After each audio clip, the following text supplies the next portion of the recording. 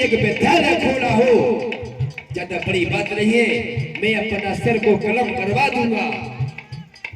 यदि मैया सावित्रीबाई फूले के बताए हुए रास्ते पर चल के जाके बड़े हैं इसका प्राण मिल जाए तो ज्यादा नहीं, अपने भाई का बेटे का धन्यवाद ही कर देना। इसलिए शासन में न थी जिनको अरुण दिल भरी जगह कहीं तो संसद में बैठने को अवनीश रहो। हाय हाय बहन एकता जी, आप जैसी बहनों को यह बैठने का क्या अधिकार था कहीं पर? नहीं। तो संसद में बैठने को भी कुर्सी लगा गए।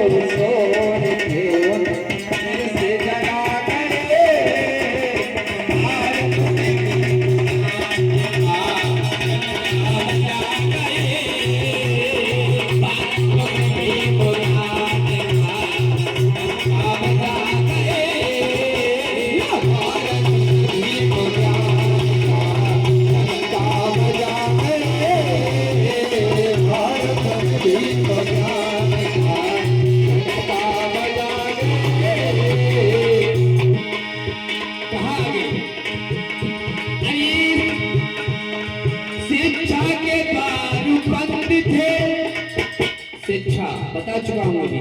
किसने खोले? कोई बहन बताएगी खड़ी होकर के शिक्षा के द्वार किसने खोले? जब कभी मैं बता चुका हूं, कोई बताएगी? हाय हाय टीवी चल रही है, खड़े हो जाओ। धन्यवाद बेटी ने ताली हो जाए, जोरदार तालियां ऐसी बेटियों के लिए। शिक्षा शिक्षा शिक्षा के द्वार बंद थे किनके लिए?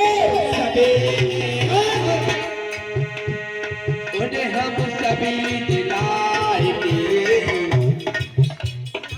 उन्हें हक सभी दिलाएंगे, शिक्षित बना गए भारत भी को ज्ञान का करना बजा गए, भारत भी को ज्ञान का करना बजा गए।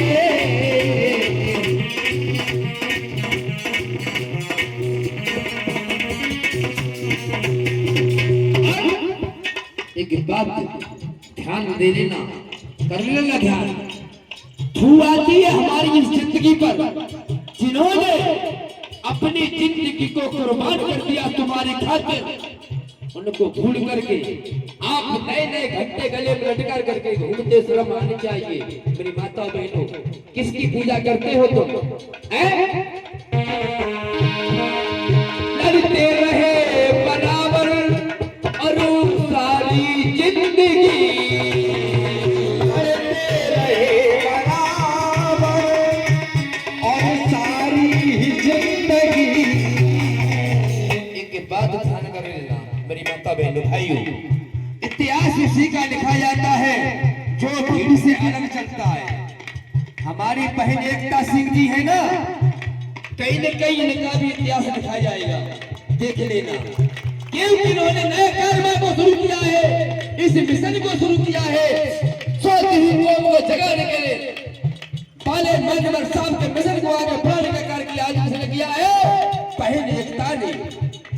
ध्यान कर लेना, हमेशा भीड़ में चलने वालों की गिनती नहीं होती है, वो तो भेड़ बकरी की तरह चलते चले जाते हैं।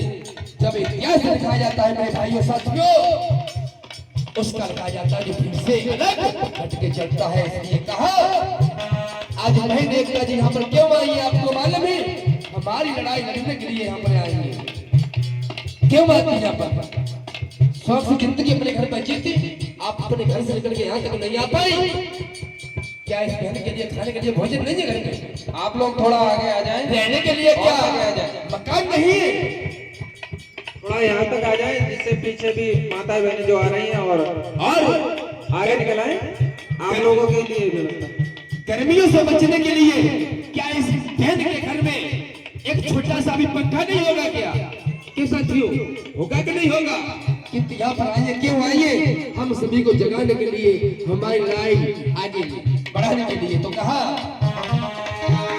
अरे लड़ते रहे बराबर सारी जिंदगी, और लड़ते रहे बराबर अरे सारी जिंदगी, हर कष्ट झेल करके गया हो। बाबा साहब ने हमारी खातिर कितने कष्ट झेले मालूम है? अरे चार संतानों को अपनी गोदी से छीन कर दिया, पिता कर दिया, एक भी संतान को अपने हाथों से नहीं दफना पाए बाबा साहब। मेरे साथियों, अंतिम जब गोलमेज का सम्मेलन हो रहा था, हमारे हक अधिकारों की लड़ाई हो रही थी, जब साहब लंदन के लिए चले ऐसे घर में राजरतन पुत्र बीमार था। साथियों, मैया रमा ने कहा कितनी माता यहाँ पर जवाब देंगी। रमा को कितनी माता बहने जानती है? रमाबाई कौन थी जानती है कोई? जानती है कोई? बेटी जानती है? क्योंकि माँ रमाबाई को तुम नहीं जानती, आज दुर्गा काली भूरी पीरी तमाम देवियों को जानती है। उन्होंने क्या दिया है तुमको जिंदगी के अलावा? कहना माँ रमाबाई ने कहा बाबा साहब से, हे साहब मेरे पहले ही 3 संतानें चली गई दुनिया से, चलते रहो। लास्ट में एक संतान बची है, ये भी बीमार है, मुझे नहीं लगता है बच पाएगा, आज रुक जाओ। मन साहब ने क्या कहा मालूम बहनों? हे रमा, यदि मैं आज नहीं गया तो मेरे हक अधिकारों की लड़ाई है वो शून्य हो जाएगी, सारे हक अधिकार खत्म हो जाएंगे, इसलिए आज मुझे जाना ही होगा। बाबा साहब से कहा माँ रमा ने, साहब यदि आप जाग गई हो तो ज्यादा नहीं तो कुछ पैसे हो तो दे जाओ, हम अपने पुत्र की दवा ले लूं, इलाज करा सकूं। बाबा साहब ने जब कोर्ट में हाथ डाला अपने में, मैया रमा ने देखा जब काफी देर होगी कोर्ट के अंदर ही हाथ बढ़ा रहा, मैया रमा ने कहा बहनों ये कोई हंसने वसने की कहानी नहीं है, ये कोई बनावटी कहानी नहीं है, हाथ निकालो साहब पैसे दो, हाथ बाहर क्यों निकालते हो? जब मैया रमा ने हाथ से झटका मारा, बाहर कोट से बाहर जेब से हाथ निकालने के लिए, मालूम क्या हुआ? बाबा साहब का हाथ खाली था मेरी माता बहन, क्योंकि बाबा साहब के पास इलाज कराने के लिए एक टैबलेट भी लेने के लिए 1 रुपया नहीं था उस समय। बाबा साहब की आंखों में आंसू आ गए, कहा ये रमा मुझे माफ कर देना, मैं जा रहा हूँ किसी भी तरह से पुत्र का इलाज करा लेगा। साहब स्टेशन पर पहुंच पाए तब तक पुत्र खत्म हो गया, पुनः बुलावा गया, साहब पुनः वापस आए, क्योंकि बहन जी बेटी की बहुत कथा विधीन है, बहुत बड़ी कथा है, शॉर्ट में बोल रहा हूँ। जब पुनः आए बाबा साहब रोने लगे पुत्र को गोदी में हाथों में लेकर के, हे पुत्र राजतन में क्या करूं तुझे नहीं बचा सका। मेरी माता बहनों आज साहब से कहने लगी वो रमा, हे साहब आप कहते थे कि राजरत्न तुम्हारा ये दुनिया पर राज करेगा, अब तो ये चला गया, हिसाब बता दो कौन राज करेगा। मेरी माता बहनों बाबा साहब ने कहा है रमा रो मती, क्योंकि आज के बाद मैं ऐसा करके जाऊंगा इस दुनिया के हजारों राजरत्न राज करेंगे। आज मैया रमा अपने स्वामी के गले लग जाती है, उसके बाद क्या कहती है मेरी माता बहनों, हे साहब इसको दफना दीजिए। रमा से बोले साहब रमा मुझे बहुत देर हो जाएगी, भैया बाला राव को बुलाया। उसी समय बाला राव से कहा कि भैया मैं जा रहा हूँ, मेरे पुत्र की लाश को तुम दफना देना, लगा देना जाके। भला चाचा जी कौन सा भागा पिता होगा आज के दौर में, पुत्र घर पर बैठ रखा हो और स्वयं दूसरे के अधिकार के लिए बाहर निकल जाए, को जा सकता है? नहीं जा सकता। मैं कहता हूँ तो आपके साथ कोई भी माता बहन अपने पति को जब पुत्र अगर बुखार की तरफ से आ गया तो बाहर नहीं जाने देगी। मेरी बहनों, तुम्हारे हक अधिकार के लिए बाबा साहब गोलमेज सम्मेलन को छोड़ करके गोलमेज सम्मेलन को चले गए पुत्र की लाश को छोड़ने के बाद। और आज पुत्र को दफनाया है तो क्या है, लड़ते रहे बराबर वो सारी जिंदगी।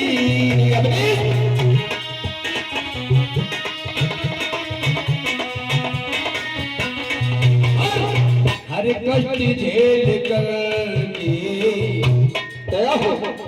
हर कष्ट झेल कर के हक हमको दिला गए।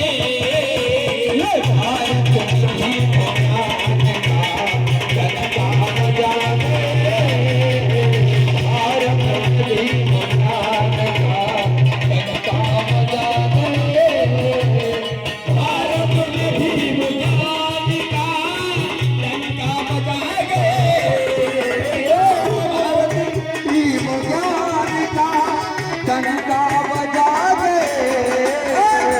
सदियों से जो सोई थी अपनी सोते अभी भी, और जगाया उसे जाता है जो सोता हो, और जो सोने का बहाना लेके पड़ा है उसे तो कोई नहीं जगा सकता।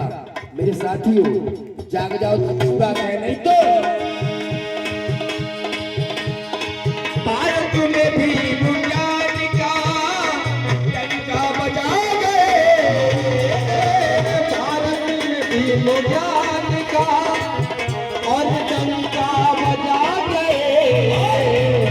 सदियों से जो सोए थे सदियों से जो सोए थे उनको जगा गए। भारत की महान का डंका बजा गए, भारत की महान का डंका बजा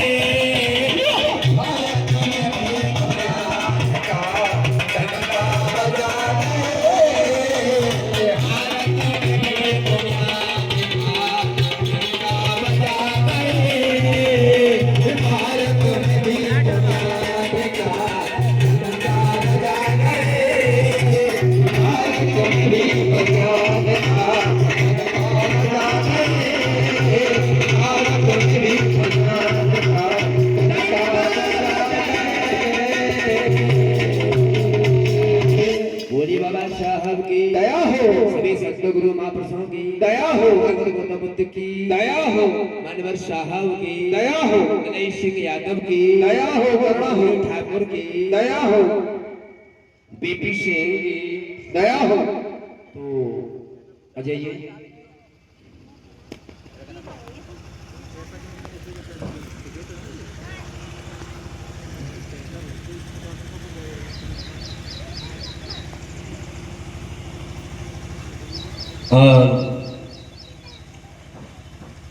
सर्वप्रथम 50 रुपए का धर्मदान आया है आशीर्वाद के रूप में हमारे परम गुरुदेव सम्मानी श्रद्धेय राम स्वरूप शर्मा जी की तरफ से। मैं इनका आशीर्वाद लेते हुए, आशीर्वाद तो बड़ों से लिया जाता है, क्योंकि कई बार कहा है अपनी बेटियों से भी कि अपने बड़ों से पैर मत छुड़वाओ। सही है, गंता सही है। बड़ा कौन होता है? दुनिया में पहले आया है। और तुम सही कह रहा है, जो हमारी माता बहने बैठी, हमारी बेटी के पैर नहीं छूता। गांव की बात है। तुम लोग कहते हो पगलाएगा, ये तो हो सकता है, पागल मिलती अलग सकती है। और 50 रुपए परम श्रद्धेय हमारे भाभी जी सत्ता देवी की तरफ से, इनका आशीर्वाद लेते हुए। और 20 रुपए परम श्रद्धेय चाचा जी कुंवर सिंह जी की तरफ से, इनका आशीर्वाद भी लेते हुए।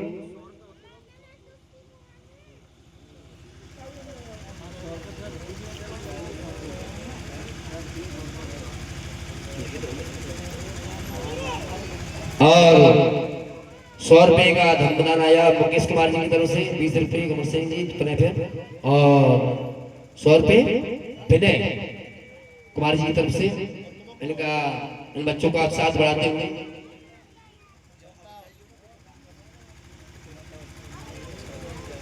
और परम श्रद्धे 100 रुपए का दान आया है हमारे जीजा जी नारकी वालों की तरफ से, इनका भी आशीर्वाद लेते हुए। और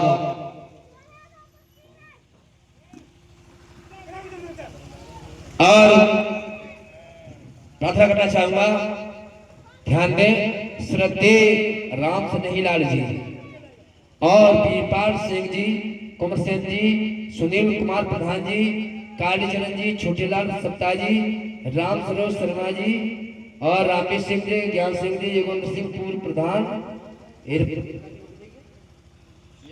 पूर्व प्रधान है